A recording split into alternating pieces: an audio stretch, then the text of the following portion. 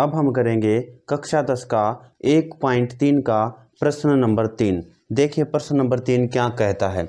सिद्ध कीजिए कि निम्नलिखित संख्याएं अपरिमेय हैं। जो ये संख्याएं दी हुई हैं हमें अपरिमेय संख्याएं दी हुई हैं, लेकिन हमें ये सिद्ध करना है कि ये संख्याएं अपरिमेय किस तरह से हैं। तो ये सब सिद्ध करने के लिए जो संख्या हमें दी हुई है इस संख्या को सबसे पहले हम परिमेय संख्या मान लेंगे। सबसे पहले क्या करेंगे, इस संख्या को अपरिमेय ना मान करके इसे हम पहले परिमेय मान लेंगे और फिर बाद में अंत में इस संख्या को हम सिद्ध करते करते अपरिमेय घोषित कर देंगे। देखिए हम किस तरह से इसे करेंगे। सबसे पहले नंबर 1 हम ले लेते हैं, क्या है 1/√2। तो हमने क्या ले लिया, सबसे पहले इस संख्या को हमें क्या मानना है, हमें इस संख्या को परिमेय मान कर चलना है। ठीक है, माना 1/√2। जो ये 1/√2 है एक परिमेय संख्या है।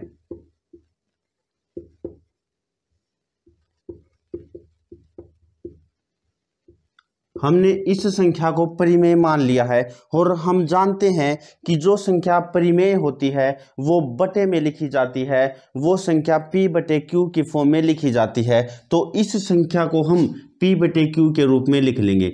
1/√2 किसके बराबर है, p/q के बराबर है।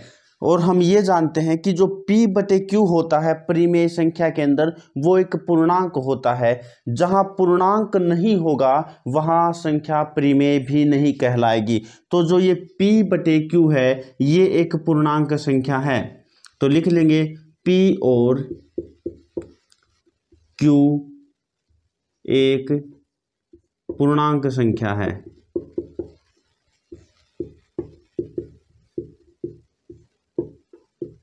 हमने लिख लिया है। जहां पर जो नीचे देखिए, जो नीचे वाली संख्या है कभी भी 0 नहीं हो सकती है। तो हम कह सकते हैं जहां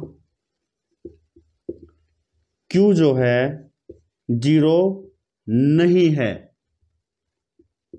और एक और रूल होता है यहां पर परिमेय संख्या होने का कि जो दोनों संख्याएं हैं आपस में एक दूसरे से नहीं कट सकती हैं। परिमेय होने का ये सबसे बड़ा रूल होता है। जैसे देखिए मैं उदाहरण देता हूं, मान लीजिए हमारे पास 6/4 है। ये संख्या देखिए, इस 6/4 को हम क्या ऐसे लिख सकते हैं, इसे 2 से काट सकते हैं और इसे भी 2 से काट सकते हैं। तो हम ऊपर को काटते हैं, 2 तिया 6, 3 आएगा, 2 से काटेंगे और नीचे वाले को 2 से भाग करेंगे, 2 दूनी 4। तो यहाँ पर 2 आएगा। जो 6/4 है 3/2 के बराबर है। लेकिन जो 6/4 है ये परिमेय संख्या नहीं कहलाएगी, बल्कि जो 3/2 है ये संख्या परिमेय संख्या कहलाएगी। क्यों, देखिए जब तक संख्या कटती रहेगी, ये संख्या कट रही है, इस 6 में और 4 में दोनों के दोनों 2 से भाग हो रहे हैं। 6 भी 2 से भाग हो रहा है और 4 भी 2 से भाग हो रहा है। 6 2 से भाग होकर 3 आ जाता है और 4 2 से भाग होकर 2 आ जाता है। इसलिए जो संख्या जब तक भाग हो सकती है दोनों के अंदर, जब दोनों रकम एक ही रकम से भाग हो सकती हैं तो वे संख्याएं परिमेय नहीं कहलाएंगी। और जो ये संख्या है ऐसी कोई संख्या नहीं है जो इन दोनों को भाग कर सके। तो इसलिए ये संख्या है 3/2 एक परिमेय संख्या है। तो इस तरह से परिमेय होती है और इस तरह को हम क्या कहते हैं, सहअभाज्य। हम इस टाइप को कहते हैं सहअभाज्य। जो परिमेय संख्या होती है वो सहअभाज्य होती है। तो हम लिख सकते हैं P और Q सहअभाज्य संख्याएं हैं। ठीक है, और यही पॉइंट हमारे अंत में काम आने वाला है। अब देखिए, अब हम क्या करेंगे, अब हम जो ये रकम दी हुई है इसे सोल्व करने के लिए हम इसका व्युत्क्रम कर देंगे। व्युत्क्रम का मतलब होता है इन संख्याओं को हम उल्टा कर देंगे। जैसे देखिए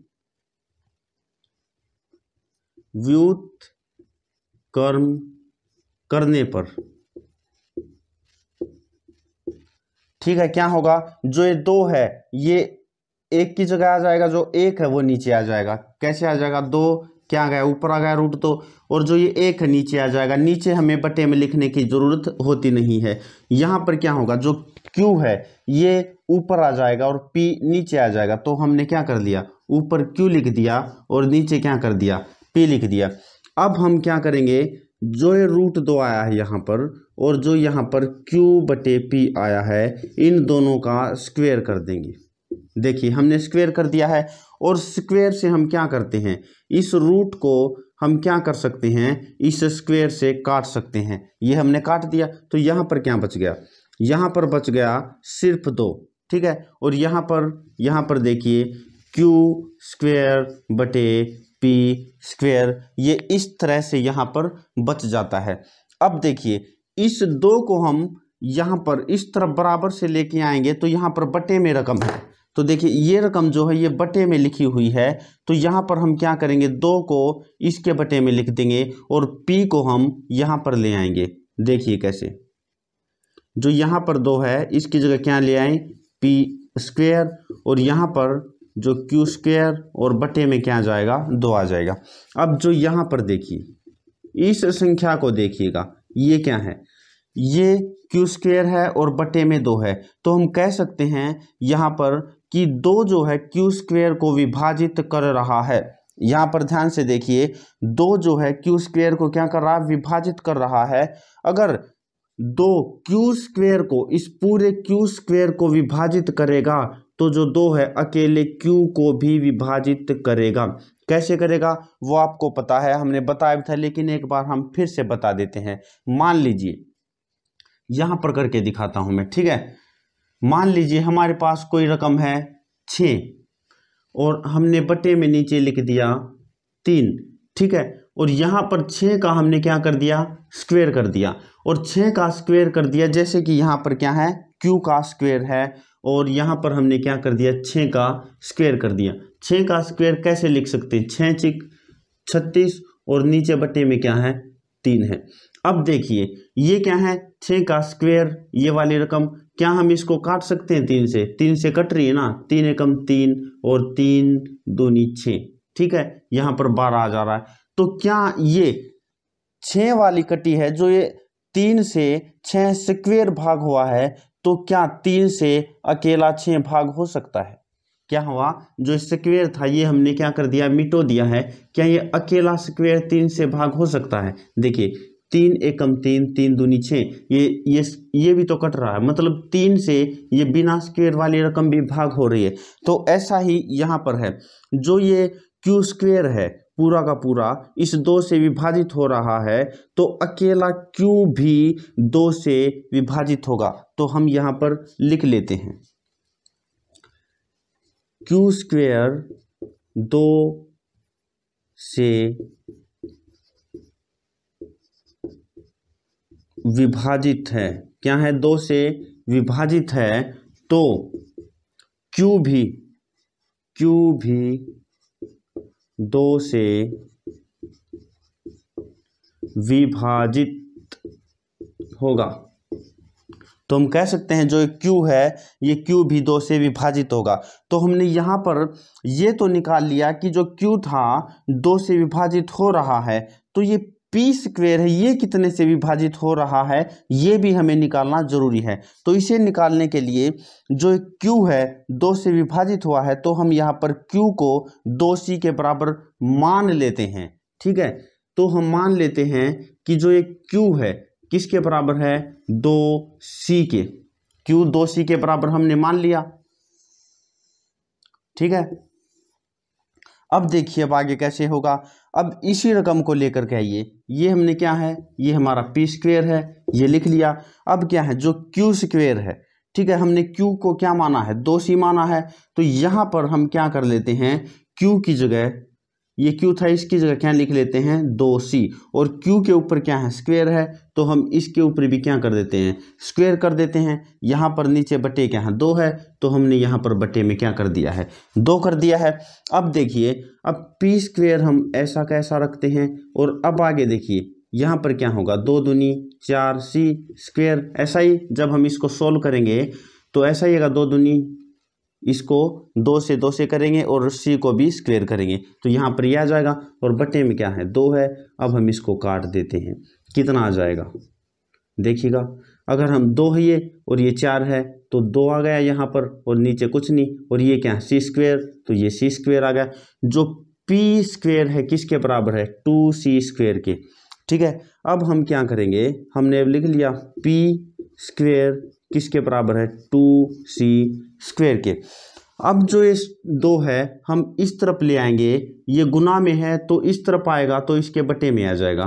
तो अब हम क्या करेंगे, यहाँ पर p स्क्वायर है, 2 को इस तरफ लेके आएंगे बटे में आएगा, और इस तरफ क्या बच गया c स्क्वायर बच गया।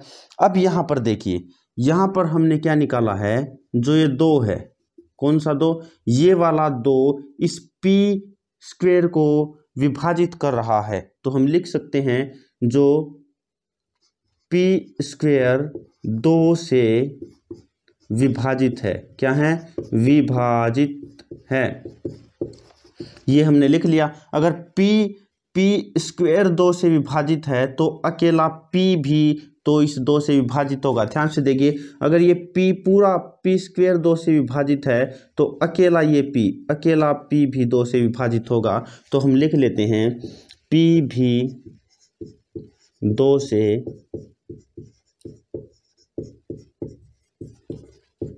विभाजित है, हमने यहाँ पर लिख लिया। अब देखिए यहाँ पर हमने यहाँ पर क्या निकाला था, जो परिमेय संख्या होती है हमने बताया था वो संख्या आपस में कट नहीं सकती है। जैसे कि इसका उदाहरण दिया था हमने कि परिमेय संख्या आपस में नहीं कट पाएगी। यहाँ पर क्या था 6/4 था, और यहाँ पर 3/2, 2 से ये कट रही थी ना, इनके अंदर 2 एक कॉमन पॉइंट था। 6 भी 2 से कट कर क्या आ जाता है 3 आ जाता है, और 4 भी 2 से कट कर क्या आ जाता है 2 आ जाता है। तो जो ये संख्याएं थी ये परिमेय नहीं कहलाती थी, और ये संख्याएं कटने के बाद परिमेय कहलाती थी, क्योंकि अब कोई भी रकम ऐसी नहीं है जो इन दोनों के अंदर आती हो, जिनको कोई भी पहाड़ा इन दोनों को काट अब नहीं पाएगा। तो इसी तरह से परिमेय कहलाती है। यहाँ पर देखिए, यहाँ पर क्या है p क्या है 2 है, ठीक है, और यहाँ पर q क्या है q भी 2 है, p भी 2 है और q भी 2 है। मतलब इन दोनों के अंदर एक संख्या ऐसी है जो इन दोनों को आपस में काट सकती है, लेकिन ये परिमेय संख्या का उल्लंघन यहाँ पर हो रहा है। यहाँ पर तो परिमेय संख्या का विरोधाभास हो रहा है, तो हम लिख सकते हैं कि यहाँ पर परिमेय संख्या का विरोधाभास हो रहा है। तो देखिए हम लिख देते हैं, क्या लिखते हैं कि यह विरोधाभास हो रहा है कि एक जो √2 है एक परिमेय संख्या है। तो हम लिखें यह विरोधाभास हो रहा है कि √2 एक परिमेय √2 एक परिमेय संख्या है। तो हम यहाँ पर लिखेंगे अतः क्या है कि 1/√2 अपरिमेय संख्या है। अतः 1/√2 अपरिमेय संख्या है। तो साथियों ये वाला जो पहला पॉइंट था हमारा पूरा हो गया है। अब हम करेंगे अपना दूसरे वाला पॉइंट। अब देखिए ये दूसरे वाला पॉइंट 7√5। इस 7√5 को भी हम पहले वाले प्रश्न की तरह पहले परिमेय मान लेते हैं और फिर हम इसे सिद्ध करेंगे कि ये अपरिमेय है। तो देखिए दूसरे वाला पॉइंट क्या है कि ये संख्या भी अपरिमेय है। 7√5 एक परिमेय संख्या है। परिमेय संख्या है। ठीक है, और अगर ये परिमेय संख्या है तो P बटे Q के बराबर भी होगी, बराबर है P बटे Q, जहां क्या है P और Q, जहां पर P और Q पूर्णांक हैं। क्योंकि कोई भी परिमेय संख्या अगर वो परिमेय है तो पूर्णांक होने के बाद है, अगर वो संख्या पूर्णांक नहीं है तो समझ लीजिए वो परिमेय संख्या भी नहीं है। तो P और Q क्या है, दोनों पूर्णांक हैं, और जो Q है वो 0 के बराबर नहीं है। तो क्या है, Q is not equal to 0। जो नीचे वाली रकम है, जो हर है, कभी भी 0 नहीं हो सकता। और जो P और Q सह अभाज्य होते हैं, ये दोनों एक दूसरे से नहीं कर सकते। तो हम यहां पर लिख देंगे P और Q सह अभाज्य हैं। क्या है, सह अभाज्य हैं। ठीक है, अब हम निकालते हैं इसे आगे।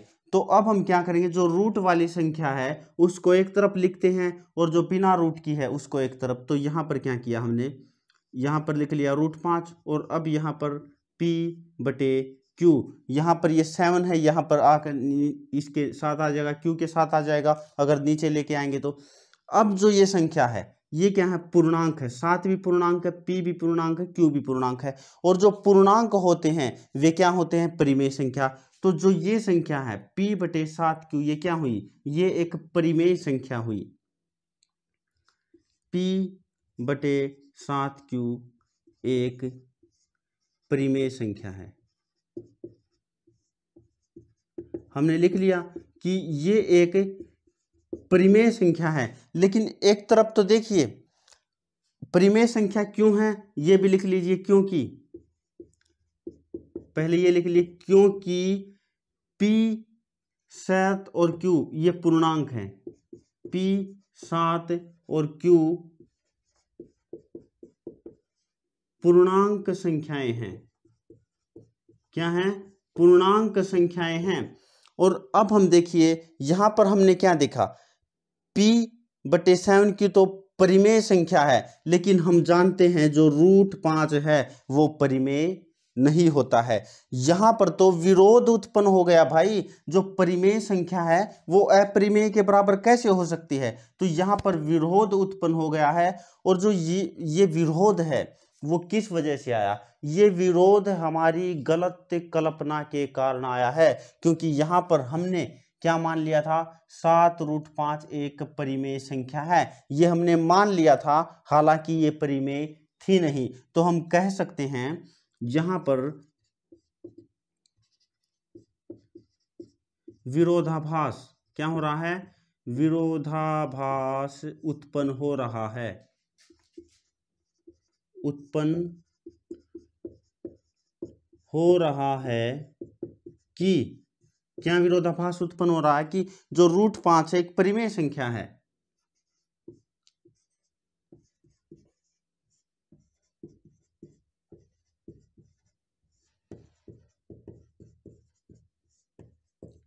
देखिए जो ये संख्या ये परिमेय थी, और इसके बराबर क्या हुई, इसके बराबर जो √5 है वो भी परिमेय कहलाएगी। तो हमने लिखा कि ये तो विरोध उत्पन्न हो रहा है कि √5 एक परिमेय है, क्योंकि ये तो अपरिमेय है। तो हमने अब लिखेंगे, इसीलिए यहां पर इसीलिए पूरा ना लिख करके हम ये पॉइंट भी, ऐसे बिंदु भी लिख सकते हैं। इसीलिए जो 7√5 एक अपरिमेय संख्या है, अपरिमेय संख्या है। तो हमने ये जो दूसरा पॉइंट था ये भी कर दिया। अब हम करेंगे अपना तीसरे वाला पॉइंट। अब देखिएगा ये तीसरे वाला पॉइंट, देखिए 6 जमा √2। तो इसको कैसे करेंगे, यहां पर इसको भी हम पहले परिमेय मान लेते हैं। तीसरा वाला पॉइंट क्या करते हैं, माना, क्या मान लिया, 6 जमा √2 एक परिमेय संख्या है। 6 जमा √2 एक परिमेय संख्या है।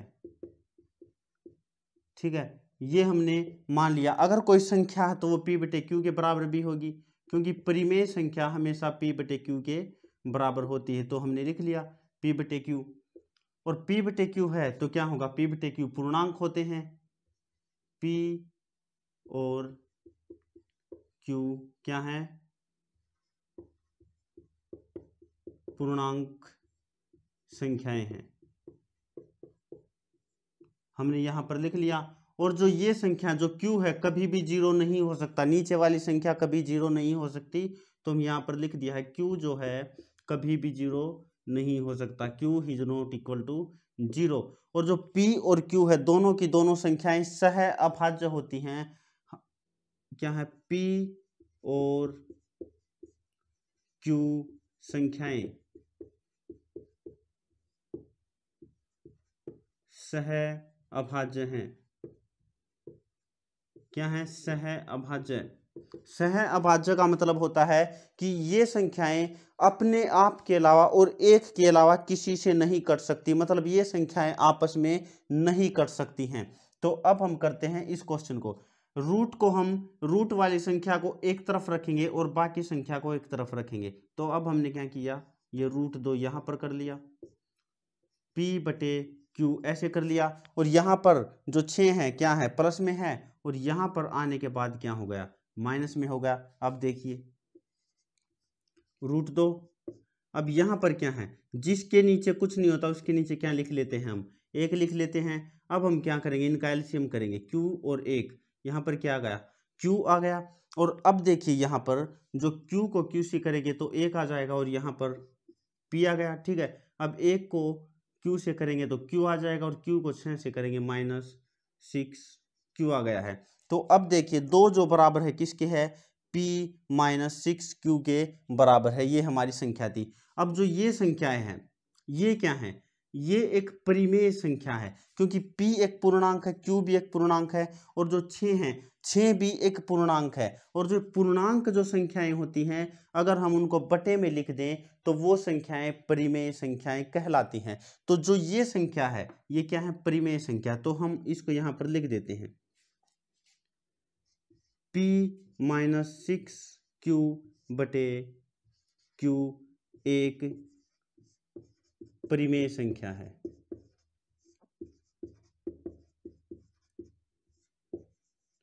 ये तो हमने लिख दिया कि ये एक परिमेय संख्या है, क्योंकि भी लिख देते हैं भाई, ये आपकी मर्जी है, आप लिखो, लेकिन ये जरूर लिखना पड़ेगा कि ये संख्या परिमेय है। इसके बाद देखिए, क्योंकि p और q पूर्णांक है, यहां से लेकर के यहां तक की आपकी मर्जी है, ये लाइन लिखो या नहीं लिखो, लेकिन जो अगली लाइन है वो आपको लिखनी होगी। देखिए ये क्या है, यहां पर क्या हो रहा है, ये तो परिमेय संख्या है, और ये क्या है, अपरिमेय है। परिमेय संख्या के जो बराबर संख्या होगी ये संख्या जो है इसके बराबर ही तो कहलाएगी, क्योंकि इसके बराबर लिखी हुई है, लेकिन ये बराबर नहीं है। ये जो संख्या है इसके बराबर नहीं है, लेकिन ये जो संख्या है इसके बराबर लिखी हुई है। यहां पर ये संख्या क्या है, 2, √2 एक अपरिमेय संख्या है, लेकिन ये संख्या क्या है, ये तो परिमेय संख्या है, और परिमेय संख्या के बराबर कभी भी अपरिमेय संख्या नहीं हो सकती है। तो हम यहां पर देखते हैं कि यहां पर तो विरोध उत्पन्न हो रहा है कि ये तो परिमेय हो गई, ये तो अपरिमेय होगी, ये तो विरोध हो गया भाई। ये विरोध आखिरकार हुआ कैसे, वो देखिए। तो हम देखते हैं कि जो ये विरोध हुआ है हमारी गलत कल्पना की वजह से हुआ है। ये गलत कल्पना क्या है, देखिए हमने क्या माना था, हमने क्या कल्पना की थी, हमने कल्पना की थी कि 6 जमा √2 एक परिमेय संख्या है, क्योंकि ऊपर तो क्या लिखा, ऊपर देखिए क्वेश्चन में लिखा हुआ है, सिद्ध कीजिए कि निम्नलिखित संख्याएं अपरिमेय हैं। ये संख्याएं क्या थी, अपरिमेय संख्या थी, लेकिन हमने गलत मान लिया था, गलत मान कर चले थे कि 6 जमा √2 एक परिमेय है। तो अब हम यहाँ पर लिख सकते हैं, यह विरोधाभास हमारी गलत कल्पना के कारण हुआ है कि यहाँ पर जो 6 जमा जो 2 है ये एक अपरिमेय संख्या। तो अब देखिए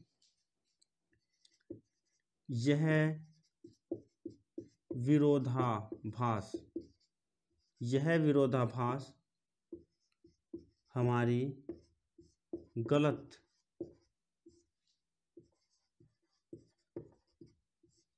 कल्पना के कारण क्या हुआ, गलत कल्पना के कारण हुआ है कि जो ये है √2 एक परिमेय संख्या है, कि √2 एक परिमेय संख्या है। तो ये जो गलत ये विरोधाभास क्या हुआ है, हमारी गलत कल्पना के कारण हुआ है कि जो √2 है ये क्या है, परिमेय संख्या है। लेकिन वास्तव में ये है क्या, वास्तव में तो अपरिमेय है, लेकिन गलत कल्पना के कारण ये क्या सिद्ध हो गई है, गलत कल्पना के कारण तो ये परिमेय बन गई है, लेकिन वास्तव में ये अपरिमेय ही तो है, सिद्ध भी नहीं कर पाए हम इसको। तो हम कह सकते हैं कि जो √2 है ये अपरिमेय ही है। √2 एक, यहाँ पर √2 नहीं, हम पूरी संख्या को लिखेंगे। देखिए यहाँ पर हम क्या करते हैं, पूरी संख्या को लिख लेते हैं, क्योंकि ये तो हमने लिख लिया ना। हम ज़्यादा लिख के भी क्या करेंगे, उतना लिखें जितना हमें ज़रूरत है। तो हम सीधा यही लिख लेते हैं कि जो 6 जमा √2 एक अपरिमेय संख्या है। 6 जमा √2 एक अपरिमेय संख्या है।